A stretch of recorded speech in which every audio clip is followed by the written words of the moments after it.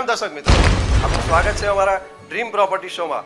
મિત્રો, real estate property ઇન્ફ્રાસ્ટ્રક્ચરમાં જે પ્રમાણે ગુજરાતના બધા શહેરોનું ઇન્ફ્રાસ્ટ્રક્ચર વધી રહ્યું છે અને તેમાં ઇન્ફ્લેશન થઈ રહ્યું છે, લોકો બહારથી શહેરોમાં વસવાટ કરવા માટે આવી રહ્યા છે. તો મિત્રો, તે લોકોને બાયર્સ, સેલર્સ અથવા તો પ્રોપર્ટી રેન્ટ ઉપર લેતી વખતે કયા મુદ્દાઓ ધ્યાન રાખવા જોઈએ તેની આપણે છેલ્લા 3-4 એપિસોડથી ચર્ચા કરી રહ્યા છીએ. પરંતુ મિત્રો, આજનો અમારો ખાસ મુદ્દો છે કે how to become A successful and prestigious broker. જેને લઈને કેટલાક સવાલો છે કે બ્રોકર્સે ધ્યાન રાખવાના છે. તો સવાલ ઘણા બધા છે કે એક બ્રોકરે તેને રેસિડેન્શિયલ પ્રોપર્ટી, કોમર્શિયલ પ્રોપર્ટી કે ઇન્ડસ્ટ્રીયલ પ્રોપર્ટીમાં પોતાને લીડ કેવી રીતે મળે અથવા તો લિસ્ટિંગ કેવી રીતે મળે અને કયા માધ્યમો જાહેરાતના જે એને યુઝ કરવા જોઈએ જેનાથી તેને પ્રોપર્ટીની ઇન્ફોર્મેટિવ માહિતીઓ મળતી રહે. બીજું કે એ બાયર્સોને, કસ્ટમર્સોને કઈ રીતે ટાઈમિંગલી એક ડીલ પૂરું પાડી શકે અને માર્કેટમાં એક પ્રેસ્ટિજિયસ ઇમેજ કેવી રીતે બની શકે એક બ્રોકર માટે, તેની આપણે ચર્ચા કરીશું. અને ફરીથી એકવાર મિત્રો, આ મુદ્દા પર ચર્ચા કરવા માટે આપણી સાથે આનંદ ચોકસી છે, જે રિમેક્સના એક ફ્રેન્ચાઇઝી ઓનર છે. તેમની સાથે ચર્ચા કરીએ કે how to become A successful and prestigious broker. તો ચાલો ચર્ચા કરીએ. Very good morning. Welcome to Dream Property Show. Today we have Mr. Anand Choksi, one of the most successful broker owners of Remax, the world's largest real estate broking company. Let's hear from him today how to become a successful broker. Today there are a lot of career options. Why should one become a real estate broker? અત્યારે રાજી, there is a lot of options as you said career માટે. Real estate profession does make a lot of sense in a lot of aspects. અત્યારે ઇન્ડિયામાં real એસ્ટેટની બહુ જ heavy demand છે. At the same time professional services available નથી, એટલે professional services આપી શકે એવા રિયલ એસ્ટેટ બ્રોકર્સની બહુ જ જરૂર છે માર્કેટમાં. રિયલ એસ્ટેટ ઇન્ડસ્ટ્રી અત્યારે year over year 30% growth rate પર છે. ઇન્ડિયાનો ગ્રોથ રેટ અરાઉન્ડ 7-8% છે, જ્યારે real estate industry is growing at 30%. Real એસ્ટેટમાં ડિમાન્ડ આવતા ઘણા વર્ષો સુધી ઇન્ડિયામાં બહુ જ હેવી રહેવાની છે, બહુ સ્ટ્રોંગ ફંડામેન્ટલ્સ છે ઇન્ડિયાના. એટલે જો પ્રોફેશનલી તમે સર્વિસીસ આપી શકો તો it could be a very lucrative career. Also at the same time real estate business કરવા માટે તમારે બહુ હેવી ઇન્વેસ્ટમેન્ટની જરૂર નથી. બિઝનેસ બહુ જ લ્યુક્રેટિવ છે. તમે જો સારી પ્રોફેશનલ સર્વિસીસ આપી શકો, મહેનતથી કામ કરો, તો it can give you very fruitful career. એક સક્સેસફુલ રિયલ એસ્ટેટ બ્રોકર બનવા માટે શું બાબતનું ધ્યાન રાખવું જોઈએ? સક્સેસફુલ રિયલ એસ્ટેટ બ્રોકર બનવા માટે ઘણી વસ્તુનું ધ્યાન રાખવું જોઈએ. તમારે નોલેજ માર્કેટનું હોવું જોઈએ, તમારે ઇન્ડસ્ટ્રીનું ધ્યાન હોવું જોઈએ, ક્યાં આગળ સારા ઇન્વેસ્ટમેન્ટ ઓપ્શન્સ અવેલેબલ છે, ક્યાં સારી પ્રોપર્ટી મળે છે, એ બધાનું ધ્યાન હોવું જોઈએ. પણ ફંડામેન્ટલી તમારે તમારી જાતને એઝ અ પ્રોફેશનલ એસ્ટાબ્લિશ કરવાના હોય છે માર્કેટમાં. You need to work to learn before you work to earn, એવું અમારા ઇન્ડસ્ટ્રીમાં કહેવાય છે. એટલે તમે બિઝનેસ સ્ટાર્ટ કરો એને પહેલાં તમારે you need to understand the business properly. પછીથી તમારે એક ઓફિસ સેટઅપ હોય છે, બેઝિક ઇન્ફ્રાસ્ટ્રક્ચરની જરૂર હોય છે, તમારે એક નેટવર્કની જરૂર હોય છે. નેટવર્ક બહુ જ જરૂરી હોય છે આ ઇન્ડસ્ટ્રીમાં. તમારી પાસે ક્લાયન્ટની જે રિક્વાયરમેન્ટ આવે છે, તમારી ક્લાયન્ટની રિક્વાયરમેન્ટ તમે કઈ રીતે ફૂલફિલ કરી શકો છો એનું તમારે ધ્યાન રાખવું જોઈએ. અને એના માટે તમારે સૌથી વધારે જરૂરી છે નેટવર્કની. એટલે basic office infrastructure setup, network અને knowledge are the key in the industry, in the business. What are the main pillars of real estate broking business? Real estate બિઝનેસના 3 આસ્પેક્ટ્સ હોય છે. અમારી ટેકનિકલ ટર્મમાં અમે એને કહીએ છીએ લીડ્સ, લિસ્ટિંગ અને લેવરેજ. લીડ્સ એટલે તમારી પાસે ક્લાયન્ટની શું રિક્વાયરમેન્ટ્સ છે. લિસ્ટિંગ એટલે તમારી પાસે કયા ક્લાયન્ટની કઈ કઈ પ્રોપર્ટી લિસ્ટેડ છે વેચવા માટેની કે રેન્ટ પર મૂકવાની. અને લેવરેજ ઇઝ તમે કઈ કઈ વસ્તુનો તમે સપોર્ટ લઈને તમે બિઝનેસ સક્સેસફુલી કરી શકો છો. જેમ કે તમે ટેકનોલોજીનો ઉપયોગ કરી શકો છો, તમારા સ્ટાફનો ઉપયોગ કરી શકો છો, ઓફિસ ઇન્ફ્રાસ્ટ્રક્ચરનો ઉપયોગ કરી શકો છો. એટલે આ 3 આસ્પેક્ટ્સ છે જેનાથી સક્સેસફુલ રિયલ એસ્ટેટ બિઝનેસ ચલાવી શકાય છે. અમુક એજન્ટો જે ભૂલ કરતા હોય છે માર્કેટમાં એ હોય છે કે એ પહેલાં લીડ્સ ઉપર ફોકસ કરતા હોય છે, કોના માટે કોની પાસે કઈ રિક્વાયરમેન્ટ છે. એકચ્યુઅલી એ લોકોએ એના ધ્યાન આપવું જોઈએ એના પર. એ લોકોએ કેટલી લિસ્ટિંગ્સ છે એમની પાસે, કેટલી પ્રોપર્ટીઝ છે એમની પાસે, એના પર ધ્યાન આપે તો બાયર્સ ઓટોમેટિકલી એટ્રેક્ટ થાય છે તમારી પાસે સારી ઇન્વેન્ટરી હોય તો. એટલે આ 3 મેઇન પાયા છે રિયલ એસ્ટેટ બિઝનેસના. આનો મેં one important question. Real estate બ્રોકરની હેલ્પ ખાલી રીસેલ પ્રોપર્ટીઝમાં જ લેવી જોઈએ કે ફ્રેશ પ્રોપર્ટીના બાયર્સ માટે પણ લેવી જોઈએ? રિયલ એસ્ટેટ એજન્ટની હેલ્પ હું માનું છું ત્યાં સુધી બધી જ રીતની રિક્વાયરમેન્ટમાં લેવી જોઈએ. Buy, sell, resale, new property બધામાં જ હેલ્પ લેવી જોઈએ. એકચ્યુઅલી રીસેલમાં તો તમારે એજન્ટની હેલ્પ લેવી જ પડશે, પણ તમારી જો નવી પ્રોપર્ટી લેવાની હોય તો તમારા એજન્ટનું કન્સલ્ટેશન બહુ જરૂરી હોય છે, કારણ કે તમને એજન્ટ એક તટસ્થ વ્યૂ આપી શકે છે. બિલ્ડરને ત્યાં તમે જાઓ તો બિલ્ડર એમની પ્રોપર્ટીની બધી જ વાત કરશે, પણ બીજું કમ્પેરેબલ તમને ડેટા નહીં આપી શકે માર્કેટમાં.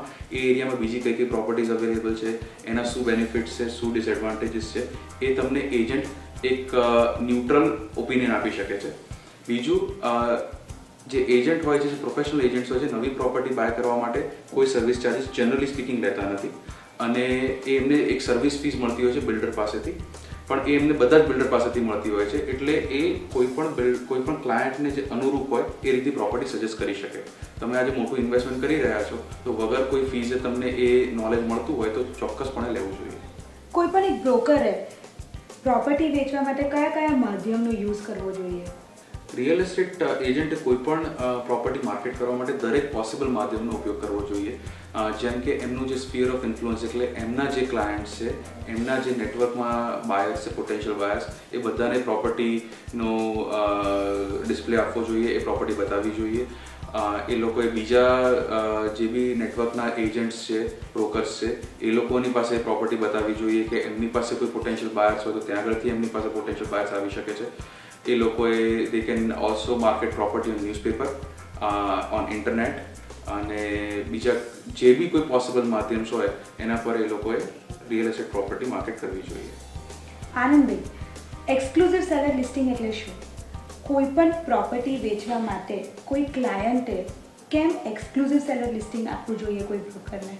એક્સક્લુઝિવ સેલર લિસ્ટિંગ એટલે કે તમે વેચનાર છો ને તમારી પ્રોપર્ટી તમે કોઈ પર્ટિક્યુલર એજન્ટને જ આપો છો, એની પાસે સોલ સેલિંગ રાઇટ છે, એના સિવાય કોઈ બીજો એજન્ટ પ્રોપર્ટી ના વેચી શકે. એમાં એકચ્યુઅલી એજન્ટ કરતાં વધારે બેનિફિટ ક્લાયન્ટનો છે. જનરલી એવું થતું હોય છે આપણા માર્કેટમાં, અનઓર્ગેનાઇઝ માર્કેટમાં, ઇન્ડિયામાં, કે એક પ્રોપર્ટી 8 થી 10 બ્રોકર પાસે મિનિમમ હોય છે, અને એ પ્રોપર્ટી બધા જ બ્રોકરો એમની રીતે ચલાવતા હોય છે માર્કેટમાં, એમની રીતે માર્કેટ કરતા હોય છે. દરેક બ્રોકરને એક ઇન્સિક્યોરિટી હોય છે કે પ્રોપર્ટી કોઈ બીજો એજન્ટ વેચશે તો એનું કમિશન એને મળશે. જ્યારે કોઈ પ્રોપર્ટીને તમે એક્સક્લુઝિવ રાઇટ્સ એક સારા એજન્ટને, પ્રોફેશનલને આપો છો કે જે પ્રોપર્ટીને સારી રીતે માર્કેટ કરીને તમને સારો રેટ અપાવી શકે, ત્યારે એ એજન્ટને તમે સારો કંટ્રોલ આપો છો તમારા વતી પ્રાઇસ નેગોશિએટ કરવાનો. પ્લસ એ એજન્ટ માર્કેટમાં બીજા 25 થી લઈને 200 એજન્ટ ઓળખતો હોય છે. જો એની પાસે એક્સક્લુઝિવ લિસ્ટિંગ હોય તો એ ગભરાયા વગર એ લિસ્ટિંગ બાકી બધા એજન્ટને બતાડશે કે આ મારી પાસે પ્રોપર્ટી છે વેચવા માટે, તમારી પાસે કોઈ પોટેન્શિયલ બાયર હોય તો એમને આપણે પ્રોપર્ટી બતાવી શકીએ. જ્યારે એક્સક્લુઝિવ લિસ્ટિંગ નથી હોતું ત્યારે એવું થાય છે કે ક્લાયન્ટ 10 બ્રોકર બતાડે છે પણ વધારે જે બ્રોકરોને બતાડી શકાય એ ઓપ્શન અવેલેબલ નથી થતું. એટલે તમે એક્સક્લુઝિવ લિસ્ટિંગ આપો તો તમારા ચાન્સીસ વધે છે કે તમારી પ્રોપર્ટી જલ્દી વેચાય અને સારા ભાવે વેચાય. ખાલી એક વસ્તુનું ધ્યાન એમાં રાખવાનું હોય છે કે તમે જે એજન્ટને તમે એક્સક્લુઝિવ લિસ્ટિંગ આપો છો એ થરો પ્રોફેશનલ છે, એને ખબર છે આ બિઝનેસ કઈ રીતે કરવો, અને કેપેબલ છે તમારી પ્રોપર્ટીનો સારો રેટ નેગોશિએટ કરાવી શકે એના માટે. Mister Anand, you are a successful broker. તો સક્સેસફુલ બ્રોકર બનવા માટે કઈ કઈ બાબતોનું ધ્યાન રાખવું જોઈએ? સક્સેસફુલ બ્રોકર બનવા માટે ઘણી બાબતોનું ધ્યાન રાખવું જોઈએ છે. આજે માર્કેટમાં ઘણા બધા લોકો કામ કરી રહ્યા છે રિયલ એસ્ટેટ બિઝનેસમાં, પણ બધા જ સફળ નથી. સૌથી ઇમ્પોર્ટન્ટ વસ્તુ છે તમારે ક્લાયન્ટ સેન્ટ્રિક માઇન્ડસેટ રાખવો જરૂરી છે. એટલે તમારું ધ્યાન રિયલ એસ્ટેટનું ડીલ કરવામાં ના આવવું જોઈએ, પણ ક્લાયન્ટને સૌથી સારી વસ્તુ સારા રેટે એમના ચોઇસની તમે પ્રોપર્ટી અપાવી શકો એના પર તમારું ધ્યાન આવવું જોઈએ. બિઝનેસ એની માથે થશે. બીજી વસ્તુ એ ધ્યાન રાખવી જોઈએ કે તમે ટાઈમલી ફોલોઅપ રાખો છો ક્લાયન્ટ સાથે. મોટા ભાગના ક્લાયન્ટો રિયલ એસ્ટેટ એજન્ટ સાથે એટલા માટે બિઝનેસ નથી કરતા કારણ કે એમનું ફોલોઅપ પ્રોપર નથી હોતું ક્લાયન્ટ સાથે. આ બિઝનેસ રેપ્યુટેશનનો છે. તમારે બહુ જ સારી રેપ્યુટેશન મેન્ટેન કરવી જોઈએ માર્કેટમાં. રેપ્યુટેશન, રિલેશનશિપ અને નોલેજ ઇન્ડસ્ટ્રીનું, that basically equals to deal in the market. આ વસ્તુનું તમે ધ્યાન રાખો તો તમે સફળ બ્રોકર બની શકો છો.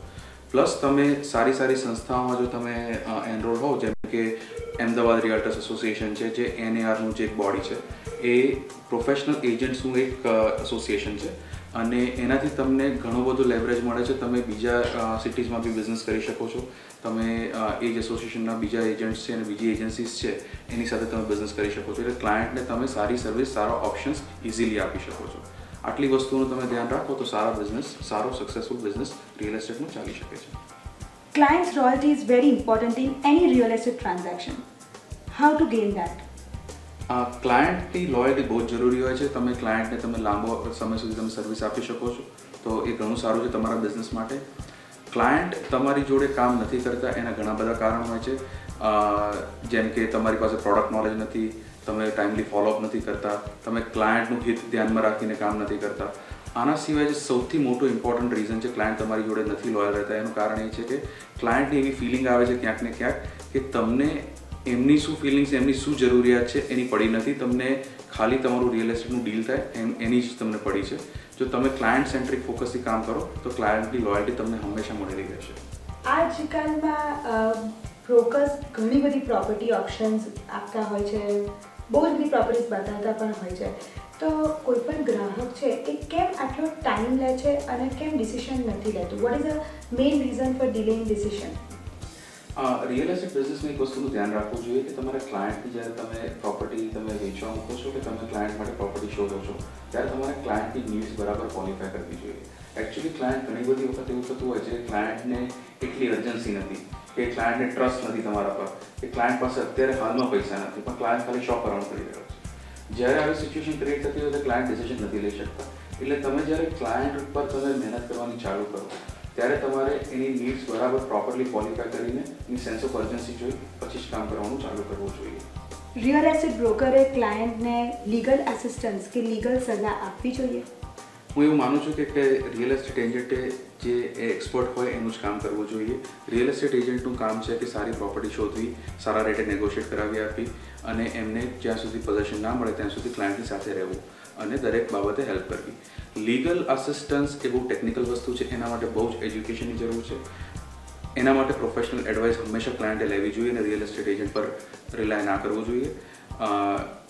કોઈ પ્રોફેશનલ લોયરની સલાહ લેવી જોઈએ કે પ્રોપર્ટી ક્લિયર છે કે નહીં, એનું કઈ રીતનું ડોક્યુમેન્ટેશન હોવું જોઈએ, એ પૈસા આપે છે તો એમને સિક્યોરિટી મળે છે કે નહીં, એ સાચી સલાહ તમને એક પ્રોફેશનલ એજ્યુકેટેડ એનું પ્રોફેશનલ એજ્યુકેશન લીધેલા લોયર જ આપી શકશે. એટલે રિયલ એસ્ટેટ એજન્ટે એ સલાહ ક્લાયન્ટને આપવી ના જોઈએ. So Anand Choksi, thank you very much for guiding us on how to start a successful broker business and guiding us through it.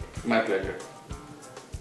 In the next episode we will see કે આપણે second home કે જેને farm house કહેવાય તેની ઉપર investment કરવા માટે કઈ કઈ બાબતોનું ધ્યાન રાખવું જોઈએ. Thank you very much. ફરીથી સ્વાગત છે